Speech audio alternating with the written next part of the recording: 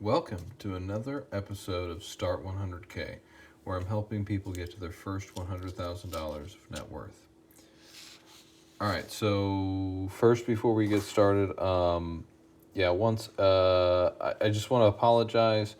I have not posted a video for a little while, mainly because I've honestly been getting in my own head about trying to optimize. So optimizing can get in the way. So I've been thinking about how to make these videos better, get better video quality, get better content, things like that, scripting things. And I've written actually more or less articles getting ready for some of these videos. But at the end of the day, I just told myself I need to just do what I said at the first episode. Just do something, get it out there. And I've had this kind of thought in my head for a while, just about getting more focused on just doing the right thing more often than not.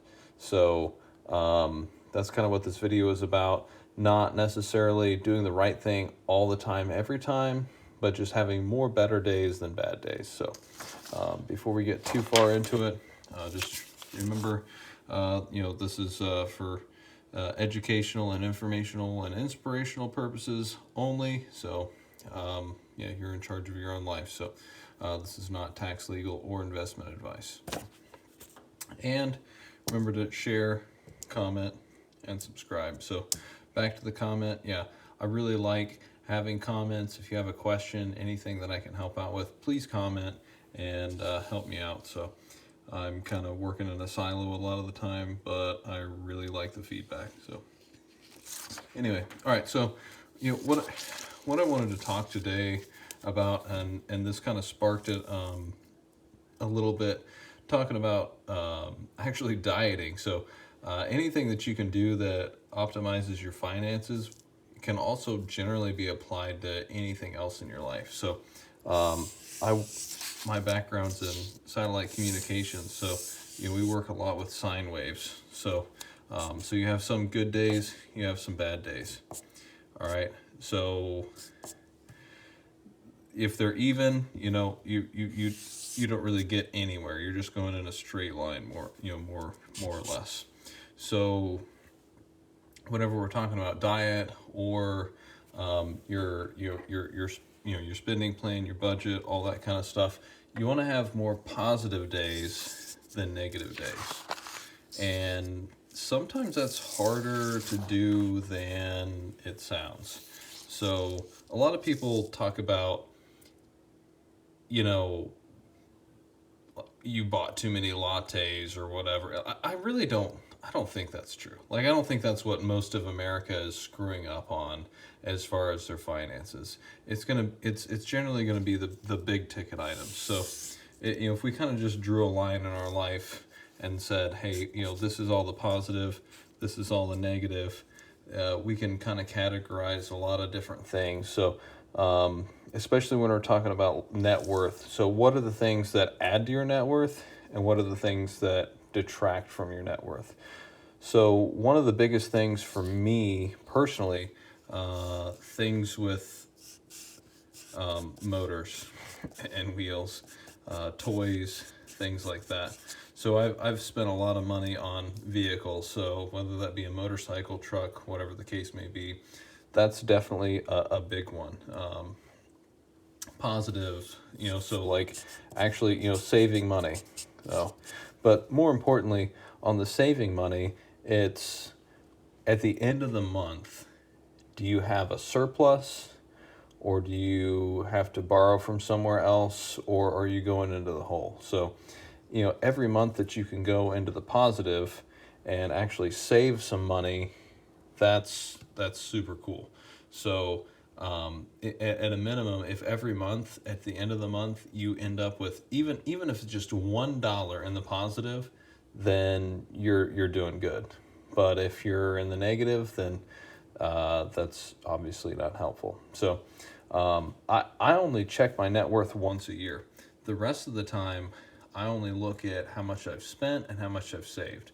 So yeah, so this can be even your your IRA, or like 401k contributions. So that's important, and automating that will help you out in the long run. So you don't have to think about it, you don't have to do anything, you just have to let it happen. And same with the bills and stuff like that. So I actually just recently read Ramit Sethi's book, I Will Teach You to Be Rich, and he talks a lot about automating your finances. That's kind of a good start for getting your finances automated and all that. I kind of already have been doing that kind of stuff, so it wasn't necessarily helpful to me. That's kind of the track record for me. I always get the information after I've already figured it out the hard way. So that's kind of why I'm starting to, I'm trying to do some of these videos to, to help out with that. So the other thing that, we also end up, I think my biggest guilty thing is we get into this mindset of I deserve, right? So that is probably one of the most destructive ideas that I've ever encountered in my personal life. Is I work really hard, so I deserve this blank, whatever it is. So whether it be a vehicle, whether it be a motorcycle, what like a fancy meal out, whatever the case may be. I got a promotion, so I want to go celebrate. Like I deserve the chance to celebrate. But that that doesn't really actually help me out any. That actually hurts me. So and the most valuable things in my life have actually been free. So just take, for instance, going sledding on a hill with my son today. Like that cost me no money. We just went. So a lot of the things that really make us happy don't cost us anything. So but I'm kind of going off on a tangent now. So what I'm trying to say is we get wrapped up around I have to do X, Y, and Z, but at the end of the day, like, was today a positive or was today a negative? And if today was a negative, then we need to figure out how to make tomorrow a positive. And that's the same with anything else that you do in life. So whether that is personal fitness, whether that's your diet, whatever the case may be, if you end up with more positive days than negative days, you're going to end up in a better place. So that's kind of the big thought that's just really been stuck in my head the last couple days, and I've wanted to get some detailed numbers, all that kind of stuff. But like at the end of the day, I just really want to get some of this information out there. So I'll kind of go off on a little tangent on the vehicles. So just I'll do another video at some point talking about vehicles, but vehicles are one of the biggest things when you're first getting started. That's one of the biggest detractors to your ability to build wealth. And to kind of illustrate that, I guess I could talk about, all right, so let's say if you make $50,000 a year, all right, if you have a $20,000 vehicle, right? And then you're going to say, let's say you max your IRA, like you have an Roth IRA or traditional IRA. So you're going to max that at 6K. All right. So this appreciates. This depreciates. And so whenever you have a larger number working against you than you have working for you, it's really, really difficult to actually move forward and get ahead. Because a vehicle, even so the first year a vehicle depreciates roughly 20 to 30% depending on the vehicle, and everybody says, well, the X, Y, and Z, this whatever vehicle it is, this doesn't depreciate at the same rate that others do, and so that's better. Well, we're talking about just a little bit here and there. So there are always exceptions to the rule, but as a general rule, anything that, any vehicle that you have depreciates in value. It starts losing value as soon as you sign your name and say, this is mine. So as soon as you sign your name and take ownership of it, it is automatically worth less than what you paid for it. That's a fact. Every time that a vehicle changes hands, the consumer always loses. That's just the way it works. That's the way the system is designed. People that sell vehicles, people that buy vehicles, dealerships, they know what they're doing. They do this for a living. A normal person buys a new vehicle or a newer vehicle every few years. The people that are working at dealerships do this every single day. They know what they're doing. You are not going to get a deal that they don't make money on. Like, that just doesn't happen. So, but even if, so like, this 20, like the same year, that 20,000, if the 20,000, right? So if the 20,000 depreciates by the same rate, so if it depreciates at 10%, right?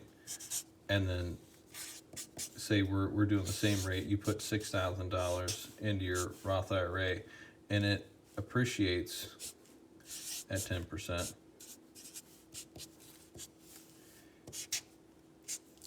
It won't keep up. So $6,000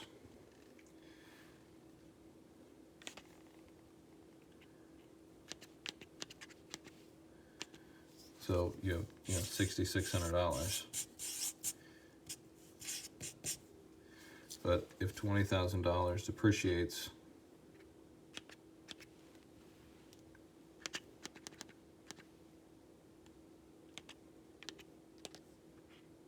at 10%, so that equals 18,000.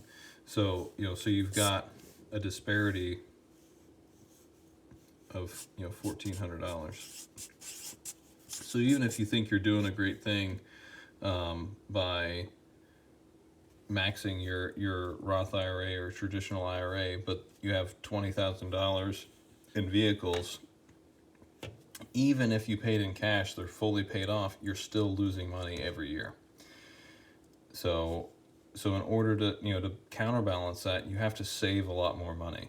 So that's why vehicles are really they're a necessity for most people, but that's definitely something that is a huge drain on your ability to actually grow and build your net worth. It's taken a long time for us to kind of overcome that, and I've never made a lot of people, that's one of my biggest gripes about a lot of people that are talking about money and have these podcasts and all that. Most of them made six figures and or more as a couple. I've never done that. I've never made six figures. My wife and I combined have never made six figures, but we've been able to figure it out. So I think that's one of the things that a lot of people don't realize, that they actually make more than what a lot of people do. If if you're making the median income in the United States, you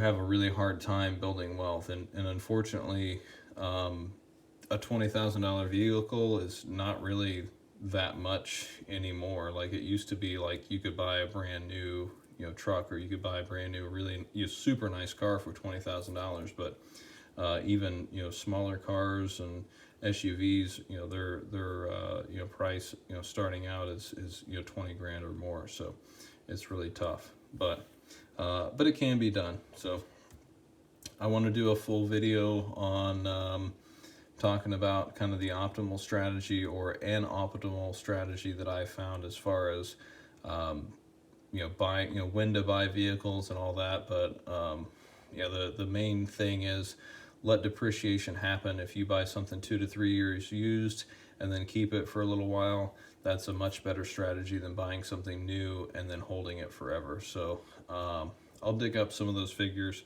and do another video later. But for now, I'll leave it there. But the main thing is, instead of trying to make it, where you're just in a straight line. We want to tilt that. We want to have much more positives and eliminate as many of the negative days and weeks and months and years as we can. So if at the end of every day you end with the same or more than when you started, and at the end of every month you end with more, the same or more than when you started, and every year you end with the same or more than when you started, you will eventually get to your financial goals. So if the opposite's happening, you've got to make a change. You've got to figure something out and get headed in the right direction. So, all right. Well, once again, just a reminder, please share, comment, and subscribe. I want to reach as many people as I can. I want to try and reach 100,000 people this year and hopefully spark some kind of enthusiasm to do something positive in their financial life. So with that, have a great night. Thanks for watching.